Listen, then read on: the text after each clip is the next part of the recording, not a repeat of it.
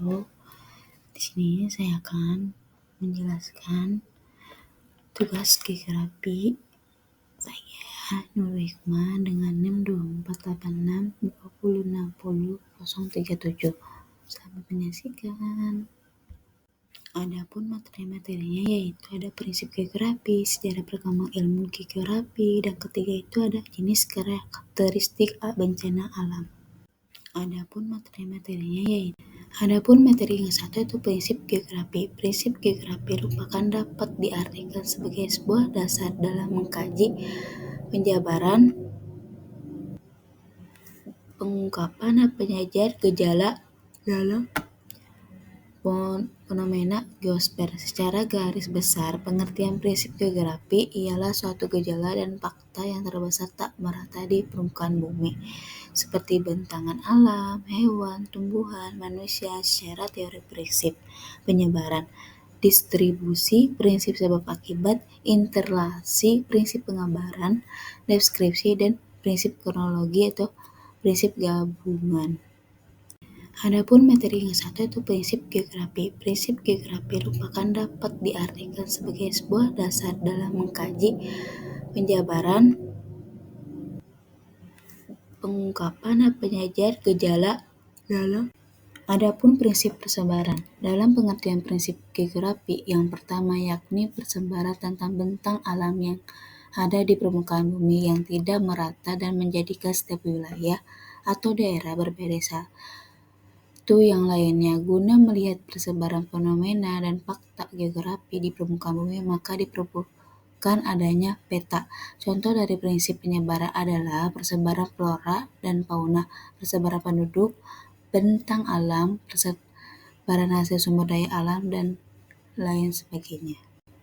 Adapun itu yang ke B, prinsip interlasi. Prinsip interlasi ialah satu fenomena geosfer yang satu memiliki keterkaitan dengan fenomena geosfer yang lainnya. Hubungan tersebut bisa berupa faktor fisik dan faktor manusia. Bisa dikatakan dalam prinsip interlasi,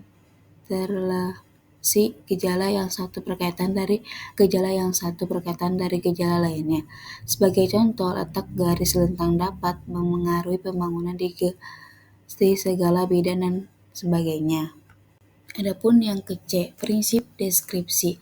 Prinsip deskripsi ialah menggambarkan fenomena geosfer yang membutuhkan deskripsi dengan melalui tulisan-tulisan, tabel, gambar, maupun grafik. Prinsip deskripsi tidak hanya disampaikan melalui kata-kata dan peta, melainkan bisa berupa grafik, diagram, dan tabel. Sebagai contoh ialah peta persebaran sumber daya alam di Indonesia dan lain sebagainya. Adapun yang ke D, prinsip kronologi. Prinsip kronologi merupakan prinsip geografi yang menjelaskan berbagai prinsip yang telah dipelajari, yaitu prinsip prinsip deskripsi, dan prinsip interlasi, hingga suatu wilayah yang mempunyai karakteristik tersendiri. Sebagai contoh, penduduk di daerah pesisir pantai lebih banyak bermata pencaharian sebagai nelayan karena mereka lebih mudah untuk mendapatkan ikan di laut. Adapun materi yang kedua yaitu sejarah perkembangan ilmu geografi. Geografi sudah dipelajari oleh manusia secara turun-menurun dari zaman nenek moyang. Sebagai contoh, ilmu-ilmu yang dipelajari pada zaman dahulu adalah ilmu tentang perbintangan, ilmu tentang penggerakan angin, dan ilmu tentang manusia dengan lingkungan alam. Adapun yang ke A, geografi zaman Yunani dan Romawi.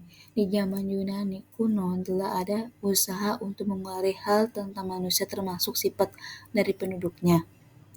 Hasil pemeriksaan dari Herodotus yaitu tentang seluk-beluk keadaan suatu wilayah, topografi. Contoh daerah delta, daerah yang berbentuk segitiga seperti huruf delta di lembah Sungai Nil dengan tanah subur.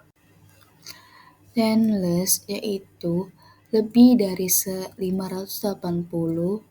Masehi sudah memastikan bahwa bentuk bumi berbentuk bulat seperti bola, sedangkan Eratosthenes itu 176 sampai 194 Masehi mengakulasi ukuran-ukuran dengan teliti. Berawal dari penemuan-penemuan tersebut, maka lahirlah sebuah peta meskipun masih dalam bentuk yang sederhana. Pengetahuan geografi tidak berhenti sampai di situ saja. Bangsa Yunani juga mempelajari panjangnya hari dan miringnya letak matahari pada tengah hari di sepanjang tahun. Kemudian diwariskan kepada bangsa Romawi dan mereka mengembangkan lebih lanjut sehingga lahirlah geografi kuno dengan toko Strabo sampai 64 sampai 20 Masehi dengan menulis buku berjudul Geographia yang isinya tentang dunia yang dialami oleh manusia. Adapun yang ke B, yaitu geografi pada abad pertengahan, geografi Arab dan Eropa. Pada zaman pertengahan, bangsa Eropa merasa mengalami hadirnya abad-abad gelap. Gambaran tentang dunia yang berasal dari pikiran Yunani dirasa tidak cocok dengan isi kitab mereka. Percaya akhirnya peta bumi diubah karena bentuk bumi tidak bulat tetapi datar seperti cakram dan kota Yerusalem menepati pusatnya. Kejadian sebaliknya terjadi di universitas Islam yang tersebar di Persia sampai Spanyol. Bahkan bumi dilengkapi dengan fakta hasil kunjungan dari Sugar dan pelancong yang menjelajahi benua Arab di India dan Cina. Tokoh Arab Al-Idris 1099 sampai 1166 telah menyempurnakan bagian daerah iklim bumi menurut konsep iklim di negara Yunani. Filsuf Arab Ibnu Khaldun 1332 sampai 1406 berhasil menulis buku geografi kesejarahan historial. Geografi bisa dipandang sebagai embrio dari ilmu pengetahuan kemasyarakatan seperti irigasi, kehidupan bangsa, nomad dan perdagangan di era gurun-gurun. Penemuan dari Ibnu Khaldun semuanya diterjemahkan di dalam bahasa Indonesia di negara barat. Karangan dari Ptolemeus diterjemahkan dalam bahasa Latin abad ke-19 yang mendorong bangsa Spanyol dan Portugis menjelajahi lautan Atlantik secara Indonesia lewat jalan barat. Columbus 1492 menemukan benua Amerika dengan melakukan pelayaran dan perbekalan dari penemuan ini maka lahirlah peta buatan Gerhard Kremer Mercator pada tahun 1969. Adapun yang C, Parenius dan Claverius. Pengetahuan geografi perkembangan lanjut dari dan Hadus Parenius 1622 sampai 1650 menerbitkan buku yang berjudul Geographie Generalis dan Amsterdam pada tahun 1650 dengan isi memecah uraian tentang bumi yang terbagi atas dua bagian. Bagian yang alami yaitu geografi fisik dan bagian sosial. Geografi umum menurut gagasan Parenius mencakup 3 bagian yaitu 1 bagian terestrial teknik pengetahuan tentang bumi secara keseluruhan bentuk dan ukurannya. 2 bagian falakia yang membicarakan hubungan dengan binatang lain sehingga muncul disiplin ilmu kosmografi. Yang ketiga, bagian komparatif yang menyajikan deskripsi lengkap mengenai bumi, letak relatif dan dari tempat di permukaan bumi dan lautan. Adapun geografi khusus yang membagi bumi menjadi 3 yaitu 1. Aspek langit secara khusus membicarakan iklim, 2. Aspek permukaan bumi dan litosfer yang menyajikan relief vegetasi fauna di berbagai negeri. 3. Aspek manusia yang membicarakan penduduk perniagaan dan pemerintahan di berbagai negeri. Selain Parenius dan tokoh lain dari abad ke-17 yaitu Claverius dari Jerman yang menghasilkan karya ciri-ciri peralihan dari geografi pertengahan dan geografi modern. Isi dari buku karangan Claverius pada abad Permulaan berisi geografi matematis sebagai dasar dari bab-bab selanjutnya. Pada bab selanjutnya dibahas mengenai deskripsi negara-negara di dunia yang akhirnya telah meliputi 4/5 dari jumlah yang ada pada abad ke-17.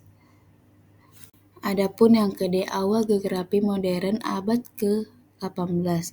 1. Sumbangan pemikiran Kepareus dipandang sebagai tokoh yang meletakkan dasar bagi lahirnya geografi sebagai ilmu yang mestinya menurut Kat semua pengetahuan itu dikategorikan menjadi 3 kelompok, yaitu pertama ilmu-ilmu sistematis, kedua ilmu-ilmu historis, ketiga ilmu-ilmu geografi yang objek studinya yaitu berbeda-beda hal-hal atau gejala yang tersebar dalam ruang.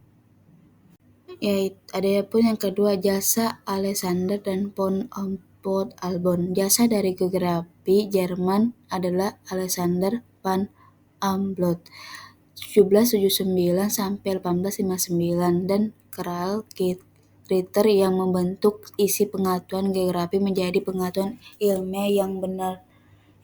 Dalam bukunya membahas tentang pembagian zona berdasarkan suhu secara vertikal. 3. Pemikiran Ritter. Pemikiran Karl Ritter 1779 sampai 1859 merupakan pemikiran penyempurnaan dari pemikiran Albert. Ritter fokus dalam studi terhadap geografi regional.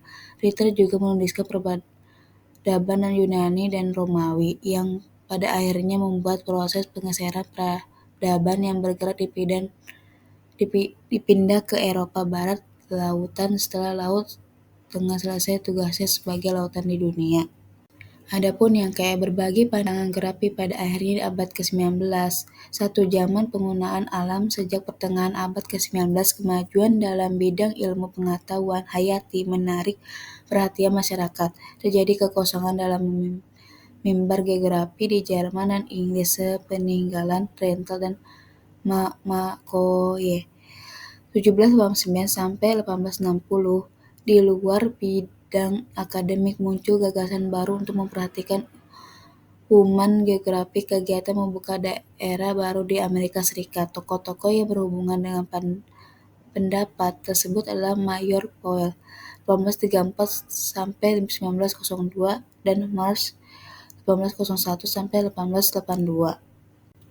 Adapun yang kedua atau antropografi dari Ransel 1884 sampai 1904. Tahun 1859 merupakan tahun penting karena pada tahun tersebut Albert dan Ritter meninggal dan bersama dengan itu terbit buku dari Darwin yang berjudul On the Origin of Species. Sejak zaman Yunani kuno, iklim dipandang sebagai latar belakang yang kuat dan karakter bangsa. Muncullah penelitian-penelitian tentang penanaman lingkungan alam yang terhadap kegiatan ekonomi dan budayawi. Ransel peka sekali terhadap adanya hubungan beraneka ragam yang serba rumit di antara manusia dan topografi, wilayah ketinggian, tempat iklim, serta vegetasi. Adapun yang ketiga, Respohen dan Hettner. Geografi harus menjadi satu ilmu kronologis. Uraian tempat fungsi dari kronologis adalah menjelaskan relasi antara alam manusia yang memberikan ciri khas terhadap suatu tempat. Adapun yang geografi adalah abad ke-20. 1. Pendekatan sosial budaya. Salah satu ciri dari geografi adalah abad ke-20 adalah pendekatan yang bercorak sosial budaya.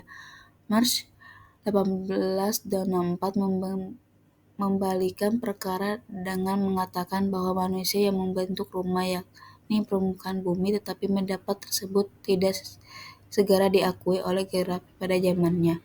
Menurut Hildal, bumi tidak mendetek perilaku manusia. Bumi hanya sekadar menawarkan berbagai kemungkinan dan manusialah yang menentukan pilihannya. Adapun yang kedua, geografi budaya.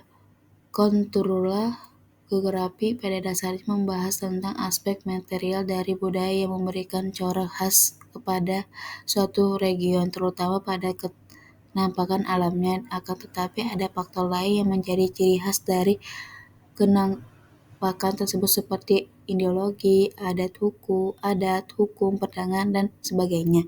3. Geografi ekonomi. Sebagai cabang dari geografi membicarakan hal-hal seperti eksplorasi sumber daya alam dan dari bumi oleh manusia, produksi dan konsumtif bahan mentah, bahan panggang, barang pabrik, usaha transportasi, distribusi, dan konsumsi.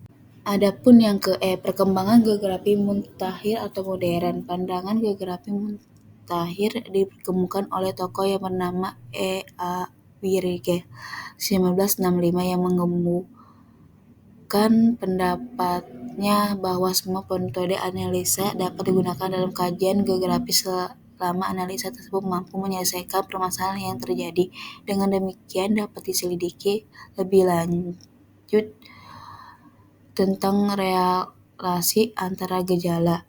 Dapat disimpulkan geografi menurut Hull pada pokoknya ingin menjawab 4 pertanyaan, yaitu apakah konsensus dari seluruh lingkungan kira, bagaimana kita menelaah tentang apa yang sedang kita lakukan dan akan kita lakukan dalam memanfaatkan ruang ini, bagaimana cara menyusun penyebaran kegiatan kita dalam ruang tertentu.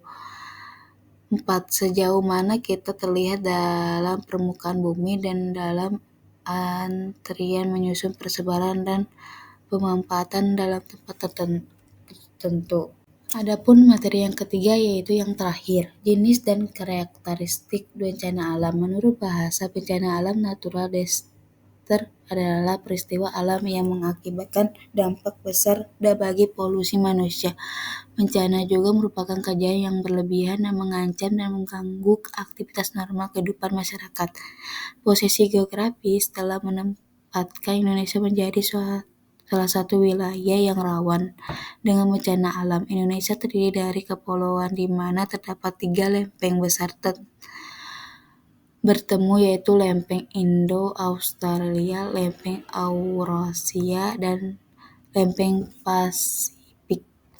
Adapun karakteristik bencana alam. Secara umum, karakteristik bencana alam dapat dibedakan menjadi 3 kategori, yaitu bencana alam geologi, bencana alam meteorologi, bencana alam ekstraterestrial.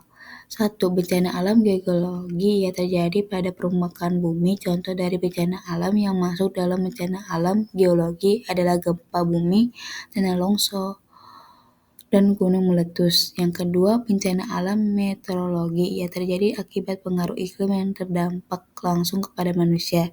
Yang ketiga, bencana alam ekstraterestrial ini terjadi di luar angkasa, akan tetapi dapat kita rasakan sampai di permukaan bumi. Adapun yang ke B, jenis bencana alam. 1. Banjir. Pengertian banjir adalah peristiwa terbenamnya daratan karena volume air yang meningkat. B. Faktor yang mempengaruhi terjadinya banjir karena ulah manusia, di antaranya dengan membuang sampah sembarangan. C. Upaya yang dapat dilakukan untuk mencegah banjir. Dapat dilakukan untuk mencegah banjir antara lain adalah membuang sampah pada tempatnya, mengalangkan kembali sistem reboisasi, memberikan penyuluhan kepada masyarakat mengenai bahayanya banjir dan hal yang berkaitan dengan banjir.